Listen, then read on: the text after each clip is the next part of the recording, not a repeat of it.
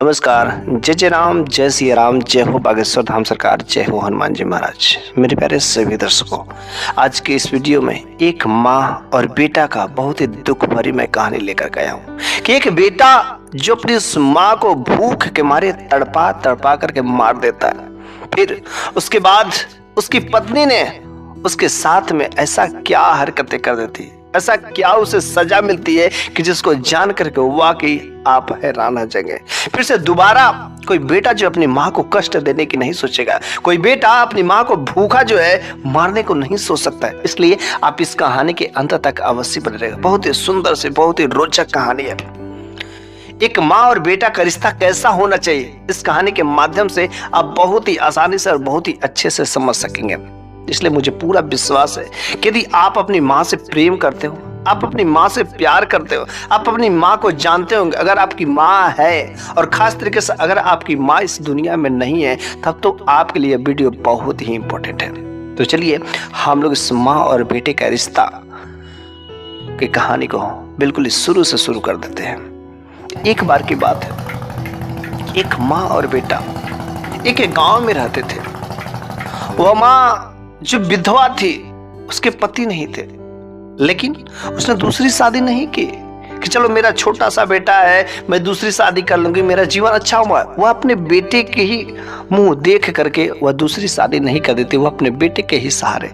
लेकिन वह अपने बेटे से इतना लाड़ प्यार करते थे कि लाड़ प्यार करते करते उसका बेटा जो लड़का हो जाता है, और वह बेटा जब बड़ा होता है तो अलग अलग लोगों का संगत, गलत लड़कों के साथ में दारू गांजा शराब इस सारे के सारे गलत कर्म करना शुरू कर दिए। जिसके पास जो भी पैसे थे सारे के सारे गलत चीजों में उड़ा दिया। वह माँ अपने बेटे को बार बार मना कर देती कि बेटा तू ऐसा कार्य मत कर, ये गलत है, भगवान की भक्ति करो, पूजा पाठ करो, काम करो, कुछ ऐसे कर्म करो जिससे 2 पैसे आएंगे। लेकिन उसका दिमाग 1% भी इन सब बातों पर लगता ही नहीं था। ना तो वह काम करना जानता था, ना तो वह भगवान की भक्ति करे, ना तो पूजा पाठ, कहीं कोई अच्छा कार्य करता ही नहीं था। माँ बेचारी बोलते बोलते समझाते समझाते वह अपने बेटे को थक जाती थी। वह जो अपने गांव में पास पड़ोस में रिश्तेदारों में जो बुजुर्ग थे, जो सबसे होशियार जिसे माना जाता, उनसे ले जा करके वह उनके पास समझवाती थी, लेकिन उनका भी किसी व्यक्ति का भी वह कहना नहीं मानता था। बेचारी वह माँ थक गई और भगवान से कहते थे, हे भगवान, अरे तूने बस एक ही तो बेटा दिया, लेकिन कम से कम उस बेटे को सही रास्ते पर तो ला दिए होते। लेकिन देख आज जो मेरा बेटा कितना गलत काम कर रहा है, कभी चोरी करता, कभी कहीं पर पिट के आ जाता, कहीं दारू पी के आता, और नहीं तो घर के सारे धीरे धीरे सामान को भी बेचना शुरू कर दिया। वह माँ का स्थिति दिन पर दिन खराब होता गया। वह बेटा कभी भी अपनी माँ की खातिरदारी 1% भी नहीं करता था। और एक बार जो है उस बूढ़ी माँ का जो स्वास्थ्य खराब हो जाता, तबीयत खराब हो जाता, वो अपने उस बेटे से कहती कि बेटा मेरा तबीयत खराब हो गया, मैं चल नहीं सकती हूँ, मेरा दिन पर दिन शरीर कमजोर होता, चलो कुछ दवा करा दो ना। वो लड़का अपनी माँ को दवा इलाज कराने के लिए एक बार भी नहीं ले जाता।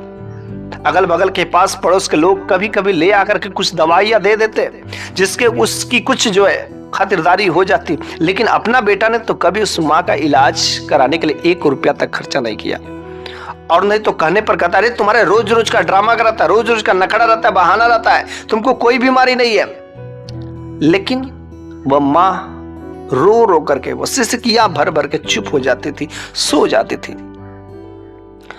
जब उसका माँ का स्वास्थ्य काफी खराब हो जाता, अब वो खाना नहीं बना सकती, उसका बेटा बाहर से कुछ गलत काम करके दारू गांजा पी करके आता और बस यूं ही सो जाता। माँ अगर रूखा सूखा बनाई रहती तो पूछती भी, लेकिन जब माँ का स्वास्थ्य खराब हो गया तो भला अब माँ अपने उस बेटे के लिए खाना कैसे बनाए, अपने लिए भी वो खाना दुश्वार हो गया था। लेकिन जब वह बेटा आता था तो वह नहीं देखता था कि घर में खाना है कि नहीं है। माँ की हालत भी नहीं पूछता था कि माँ तुम कैसी हो, तुमने खाना खाया कि नहीं खाया, जब खाना ही नहीं बना था तुम खाई कहाँ से हो, एक बार भी नहीं पूछता था। एक एक दिन 2-2 दिन बीत जाते थे क्योंकि माँ की हालत सही नहीं रहती थी कि घर में कोई खाना बनाए। बेचारी वो माँ जब सही से खाना नहीं मिलता था, कभी कोई पास पड़ोस से दे देता तो खा लेती। उसका स्वास्थ्य, उसका शरीर दिन पर दिन और ही डाउन होता चला गया। लेकिन किसी ने उसे राय दिया कि आपका बेटा थोड़ा सा बड़ा भी हो गया, क्यों ना आप अपने बेटे की शादी कर देते, शायद जो आपका बेटा पत्नी बीवी के आने पर थोड़े से सही रास्ते पर चल जाएगा।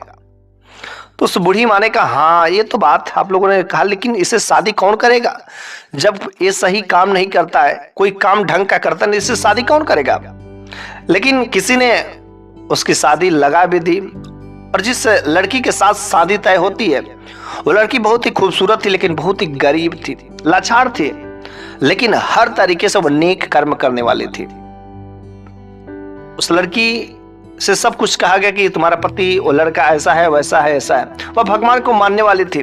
वो लड़की कहती कि अगर मुझ में भगवान की सच्ची भक्ति रहेगी, उपासना रहेगी, तो अवश्य मेरे पतिदेव भी कुछ सही रास्ते पर आ ही जाएंगे। और इस तरीके से उस लड़की की शादी जो है उस लड़की से हो जाती है। वो लड़की भगवान को बहुत अधिक मानने वाली होती है। लेकिन ये जो माँ है ना, बूढ़ी माँ, सास माँ, खाना के वजह से, क्योंकि खाना सही से मिला नहीं, उनका दिन पर दिन स्थिति इतनी बदतर हो गई थी कि बीमारियां जो दिन पर दिन ग्रसित करती गई। शादी होने के बाद जो बहू आती है, तो बहू ने जब अपनी सास माँ को देखा तो उनकी हालत बहुत ही खराब थी। भूख के मारे उनके शरीर गल गए थे, किसी तरीके से प्राण उनके शरीर में थे। लेकिन जब वह देखी अपनी सास माँ की हालत को, ऐसा तो उनका अच्छे से मालिश करते, सेवा पानी करते, और वह सास माँ सोचती, वह बूढ़ी दादी माँ ऐसी सोचती कि काश तू पहले मेरे घर में आई होती तो आज मेरी हालत ऐसी नहीं थी। बेटी तू वास्तव में बहुत अच्छी हो, मेरी हर तरीके से खातिरदारी करती हो। मेरा बेटा तो मेरे को कभी भोजन पानी कभी नहीं पूछता। लेकिन उस लड़की की हालत बिल्कुल अभी भी वैसे ही रही। वो लड़की रोज सुबह उठती, भगवान की पूजा पाठ करती, भक्ति भाव करती, सुबह शाम आरती करती, साथ में माँ को भी लेकर के बैठ करके सारे के सारे काम करती। वह कभी कभी अपने पतिदेव को भी कहती थी, करे मेरे साथ में बैठिए, भगवान की भक्ति भाव करिए, पूजा पाठ करिए। लेकिन वह एक ना सुनता, फिर से वही काम, घर से निकल जाता। और एक बार और सुबह सुबह जो बहू थी अपने सास माँ को उठाने के लिए जाती है। लेकिन जब वह सास माँ को उठाने के लिए जाती है, वह सास माँ तो इस दुनिया में ही नहीं रहती। उनके प्राण पखेरु उड़ गए थे। बेचारी बड़ी ही दुखी हुई कि मेरी सास माँ इतनी जल्दी कैसे चल गई। अभी तो हम आए हुए कुछ ही दिन हुए, ज्यादा मैं सेवा भी नहीं कर पाई और मेरी सास माँ मेरे को छोड़ करके चली गई। काश मेरे पतिदेव अगर अच्छे रहते, सही से मेरी माँ को अच्छे से खाना पानी दिए होते, तो आज इतनी जल्दी मेरी सास माँ नहीं गई होती। बहुत ही दुखी होती है। लेकिन उसका बेटा को कोई परवाह नहीं, मर गई तो मर गई, इसका अंतिम समय आ गया था, बूढ़ी हो गई थी, ऐसा कहता है। उसके आंख में से आंसू भी नहीं टपकते। उस बूढ़ी माँ का अंतिम संस्कार तो हो जाता है, लेकिन वह जो बेटा था ना, उस पर 1% भी प्रभाव नहीं पड़ता। उसकी पत्नी हमेशा जो भगवान से प्रार्थना करती कि हे भगवान मेरे पतिदेव को रास्ते पर ला दीजिए। थोड़ा थोड़ा बात अब मानने भी लगा था। भगवान की कुछ ऐसी कुदरती करिश्मा हुई कि वो अपने अपने पत्नी की बातों को थोड़ा थोड़ा मानता था, सही से समय पर घर भी रहता था। अब जो दारू पीना, शराब पीना, गलत लड़कों के साथ में रहना धीरे धीरे कम हो गया था। तो उसकी पत्नी कहती थी कि हाँ ये सब धीरे धीरे छोड़ दे रहे, बड़ी अच्छी बात है। अब वह कहीं पर जाकर के काम भी करने लगा, उसके अंदर कुछ बदलाव आने शुरू हो गए। लेकिन जब उसकी पत्नी जब भगवान की भक्ति भाव करने को कहती, पूजा पाठ करने को कहती, आरती करने को कहती, व्रत रहने को कहती, कोई भी धार्मिक कार्य करने को कहती, तो उसका शरीर से खून जो खौल पड़ता था और वह बिल्कुल ही नहीं करता था। एक न एक बहाना बना करके इधर उधर टाल मटोल कर करके वह उस से चला जाता था। जब उसकी पत्नी उससे कहती थी तो वह उसे डांटता नहीं था, बल्कि उससे काम पर टाल देता था कि चलो कल पूजा कर लेंगे, परसों कर लेंगे, अगले महीने से करेंगे, सोमवार से करेंगे, मंगलवार से करेंगे, इस दिन करेंगे, उस दिन करेंगे। एक काम को टाल देता था और कभी भी भगवान की पूजा पाठ नहीं करता था। लेकिन उसकी पत्नी बहुत ही नेक दिल, बहुत ही शरीफ दिल के थे। अगर दरवाजे पर कोई भिक्षुक आ जाता तो उसे भिक्षा भी देती थी, नेक कार्य करती थी। लेकिन उसका पति बिल्कुल ही उसके उल्टा था। वह जाता था काम करने और कुछ पैसे भी कमाने लगा, उसकी स्थिति ठीक हो गई। अभी बाल बच्चे नहीं हुए थे, 2 साल बीत जाते हैं, 3 साल बीत जाते हैं, लेकिन उस घर में एक किलकारी नहीं घुसती है। लेकिन उसके पति को 1% भी चिंता नहीं रहता है कि आखिर हम लोगों के बाल बच्चे क्यों नहीं हो गए। फिर से ऐसे करते करते समय ज्यादा दिन गुजर जाते, 10 साल भी बीत जाते हैं, लेकिन उसके कोई बाल बच्चे नहीं होते। पति और पत्नी को दोनों को कोई सी भी प्रकार की कोई बाल बच्चे की कोई ख्वाहिश ही नहीं जगती है। दोनों लोग खुशी से रहते हैं, लेकिन बार बार यही काम कि कम से कम भगवान की भक्ति भाव तो करिए। लेकिन 10 साल बीत जाते हैं, काम को टालता रहता। और एक बार पत्नी ने उसे धमकी दे ही दिया कि जब हम लोगों की कोई औलाद नहीं है, भगवान की भक्ति भाव करने में ही भलाई है। अगर आप भगवान की पूजा पाठ नहीं करेंगे, भक्ति भाव नहीं करेंगे तो मैं आपको छोड़ करके चले जाऊंगा, धमकी देंगे। लेकिन वो अपनी पत्नी से बहुत ही प्रेम करता था, और जैसे उसकी पत्नी ने कहा कि मैं छोड़ करके चली जाऊंगी, उसकी आंखों से आंसू टपक पड़े। ये तुम क्या कर रही हो? अरे मैं तुमसे कितना प्रेम करता हूं, प्यार करता हूं, तुम्हारे लिए सारे के सारे कार्य छोड़ दिए। आखिर मैं तुमसे प्यार नहीं करता तो कैसे उन सारे के सारे कार्यों को छोड़ता है? लेकिन चलो ठीक है, अगर तुम कह रही हो भगवान की पूजा पाठ करने, भगवान का व्रत करने के लिए इस बार की जो नवरात्रि आ रही है, उस नवरात्रि को मैं अवश्य व्रत करूंगा, फिर से माता रानी के पूजा पाठ सब कुछ करूंगा। उसकी पति ने कहा ठीक है, चलिए वो भी देख लेते हैं। अगर इस बार अगर आपने नहीं किया तो पक्का मैं इस दुनिया से, यहां से आपको छोड़ करके हमेशा के लिए चल जाऊंगे। उसके पति ने दिन रख दिया, और जैसे दिन रख दिया तब बेचारा, उसका बहाना भी नहीं चलता था, समझ नहीं आ रहा था करे तो करे क्या करे। और धीरे धीरे वो नवरात्रि भी आ जाती है। जब नवरात्रि आ जाती है तो सुबह का समय होता है, तो उसकी पत्नी उसे जगाती कि चलिए आज आपका दिन आ गया, आज आपने प्रॉमिस किया था कि पूजा पाठ करने का। लेकिन जब सुबह सुबह जगाने जाती है तो बहाना कुछ और ही गजब का बना लेता है। तेज उसके पेट में दर्द होने लगता है, पेट दर्द का बहाना बनाने लगता है, और पेट पकड़ कर रखता है रोने, नीचे ऊपर सब पटक पटक कर रोने लगता है। लेकिन उसकी पत्नी कहती कि चलिए जैसा भी हो, बस आप जो भगवान के सामने बैठ जाइए। लेकिन कहता रही इतना जोर से पेट दर्द कर रहा है, मैं कैसे वहां पर बैठी हूँ, और मुझसे तुम व्रत आज करने को करे, पेट इतना तेज से दर्द कर रहा है, मैं आज नहीं करूंगा, मुझे माफ कर दो, अगले दिन फिर किसी से दिन कर लेंगे। और ऐसे कर करके वो समय खिलाफ कर देता है। पूजा पाठ करने का जो समय होता है बहानाबाजी करके खत्म कर देता है। पूरे के पूरे नवरात्रि का समय 1 दिन 2 दिन 3 दिन 4 दिन ऐसे करते करते 9 दिन बीत जाते हैं। लेकिन 9 का 9 दिन में एक बार भी वह जो भगवान की, माता रानी की भक्ति भाव करने नहीं बैठता है, पूजा पाठ करने नहीं बैठता है। उसको पता नहीं उसके ऊपर कौन सा शैतान था कि उसको पूजा करने नहीं दे रहा था, भगवान की भक्ति भाव नहीं करने दे रहा था। और बस एक दिन गजब का तमाशा तब हो गया कि जब उसकी पत्नी भगवान की इधर जो उपासक कर रही थी, सब कुछ कर रहे ठीक ठाक थे, लेकिन उसका पति ठीक उसका उल्टा था। और जब वो अपने ऑफिस को जा रहा था तो रास्ते में एक उसके साथ में भयानक एक्सीडेंट हो जाता है, और एक्सीडेंट होने के बाद सडन तुरंत जो उसकी मृत्यु हो जाती है। मेरे प्यारे भाइयों और जो भी दर्शक मेरी इस कहानी को सुन रहे हैं ना, इस कहानी के माध्यम से यहाँ पर मैं आप लोगों को एक सबक, एक सीख देना चाहता हूँ कि अगर आप भगवान की भक्ति भाव करते हैं ना, पूजा पाठ करते हैं ना, उनकी उपासना करते हैं, व्रत करते हैं, तो इस बात की मैं गारंटी दे सकता हूं कि कभी आपके जीवन में, आपके साथ में कभी कोई अकस्मात मृत्यु नहीं हो सकती, अकाल मृत्यु नहीं हो सकती है। क्योंकि भगवान अपने भक्तों के, जो भी उनकी पूजा पाठ करते हैं, किसी भक्त की कभी अकाल मृत्यु नहीं हो सकती।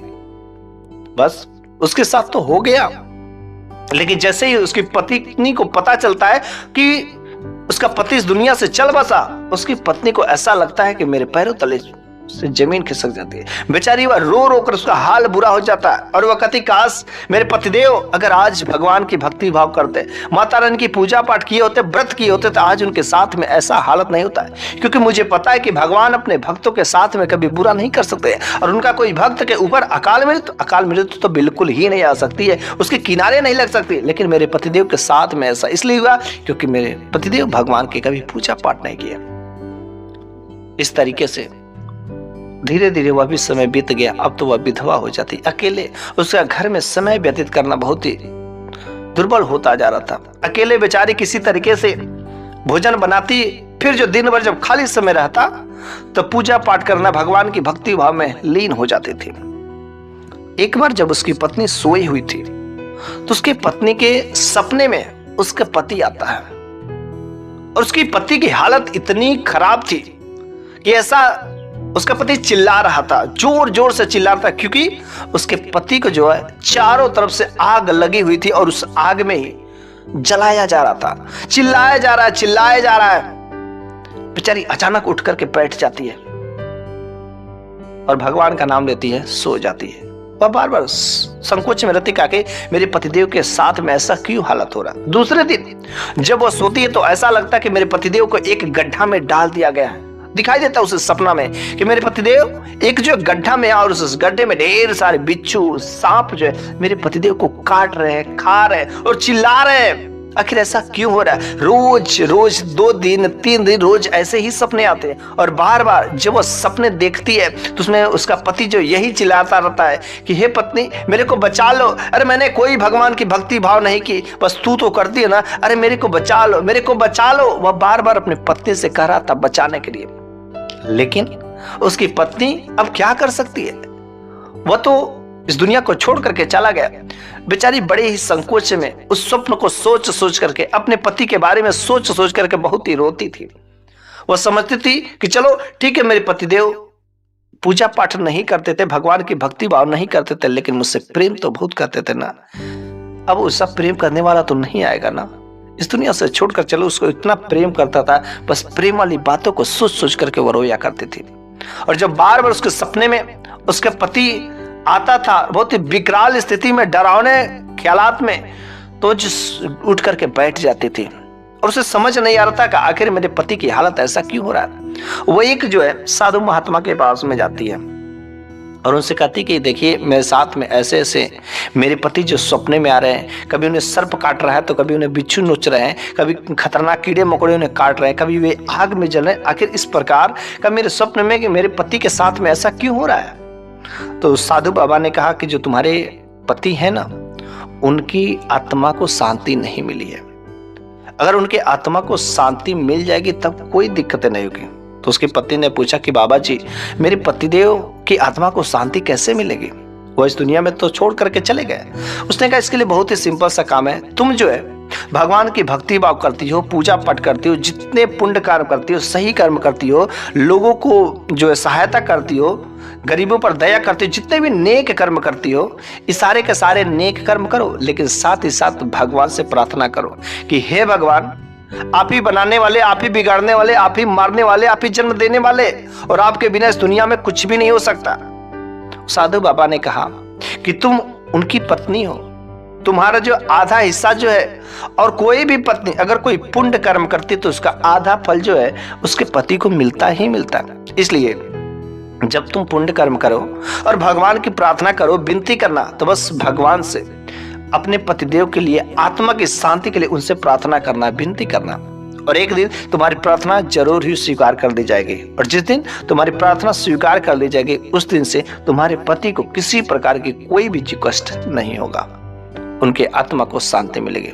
फिर से 2 दिन 3 दिन 4 दिन 5 दिन ऐसे करते करते कुछ दिन बीते जाते हैं और हर समय वह जो अपने पति की आत्मा की शांति के लिए वह जो प्रार्थना करती रहती, विनती करती रहती। और एक बार फिर से उसका जो पति उसके सपने में आता है, और जब इस बार वह सपने में आता है तो बिल्कुल खुश हंसता हुआ चेहरा आ जाता है। उनके साथ में कुछ दूत भी लगे हुए थे। उसकी पत्नी सपने में ही पूछती है कि आखिर पहले तो आप बहुत चिल्ला रहे थे, बहुत दर्द में थे, कभी आग में चल रहे थे, लेकिन आज ये आपका ऐसा हंसना कैसे हो गया, इतने सुख से, इतने आपके चेहरे पर मुस्कान, अगल बगल सैनिक, आखिर ये कौन है? उसने कहा ये मेरे दूत है और मेरी रक्षा करते हैं, लेकिन ऐसा तुम्हारा फल है जो तुमने धरती पर नेक कर्म किए। मैंने तो जीवन में कभी कुछ नहीं किया, कभी कोई अच्छा कर्म नहीं किया, लेकिन आज तुम्हारी वजह से मैं देखो आज मेरे को जन्नत का रास्ता मिलने वाला है। और आज ये सारे के सारे दूत न तुमको लेने आए हैं, क्योंकि आज तुम्हारा भी अंतिम समय हो गया है और अब तुम्हारा अंतिम समय हो गया, चल आजा, अब हम लोग साथ में रहेंगे। और फिर से उसका जो है आत्मा को वो दूत लेकर के चले जाते हैं, लेकिन उसको तो स्वर्ग मिल जाता है, लेकिन वह जो है अकाल मृत्यु से मरे रहता है। उसकी आत्मा को जो है कभी मुक्ति तो नहीं मिलती है, लेकिन जितना दिन उससे इस धरती लोक पर इस प्रेत जोनी में भुगतना रहेगा, भुगतेगा ही भुगतेगा। उसकी आत्मा को शांति जरूर मिलेगी, लेकिन उसका इतना जल्दी उद्धार नहीं हो सकता, क्योंकि अकाल मृत्यु का इतना जल्दी उद्धार होना मुश्किल होता है। उसकी पत्नी स्वर्गलोक में चली जाती है, क्योंकि उसने बहुत नेक कर्म किया था। और इस तरीके से दोनों का दोनों कहानी समाप्त हो जाती है। मेरे प्यारे सभी दर्शकों, इस कहानी के माध्यम से मैं एक ही बात कहना चाहता हूँ कि जब आप भगवान की भक्ति भाव करेंगे तो कभी आपकी अकाल मृत्यु नहीं हो सकती, आपके जीवन में कोई बहुत बड़ा संकट नहीं हो सकता है। कि कभी आपने सुना है कोई साधु महात्मा, कोई ऋषि जो भगवान की भक्ति भाव करता हो, जो उनकी उपासना करता हो, व्रत करता हो, उनकी अकाल मृत्यु हुई हो? कभी उनको कोई बहुत बड़ी गंभीर बीमारियां आई हो? कभी ऐसा हो ही नहीं सकता, क्योंकि जिनके ऊपर भगवान का हाथ होता है वे कभी अपने भक्तों को कष्ट में नहीं डाल सकते। हाँ, थोड़े बहुत परीक्षा लेते समय कुछ परेशानियां आ सकती हैं, लेकिन उनके साथ में बहुत बड़ा संकट नहीं आ सकता। उनकी प्राण पखेरु वैसे नहीं उड़ सकते, उनके जीवन में अकाल मृत्यु तो हो ही नहीं सकता। बस मेरे प्यारे सभी दर्शकों, मेरे इस कहानी के माध्यम से आपको जो भी अच्छी बातें लगी हो आप कमेंट बॉक्स में बता सकते हैं, वरना जय जय राम, जय सिया राम, जय हो बागेश्वर धाम अवश्य लिखिएगा। मैं आपका बेसब्री से इंतजार करता रहता हूँ आपके कमेंट बॉक्स में। लेकिन अगले वीडियो में फिर से एक सही नई शानदार कहानी के साथ लेकर के अवश्य हाजिर होऊंगा। तब तक के लिए धन्यवाद। जय जय राम, जय सिया राम।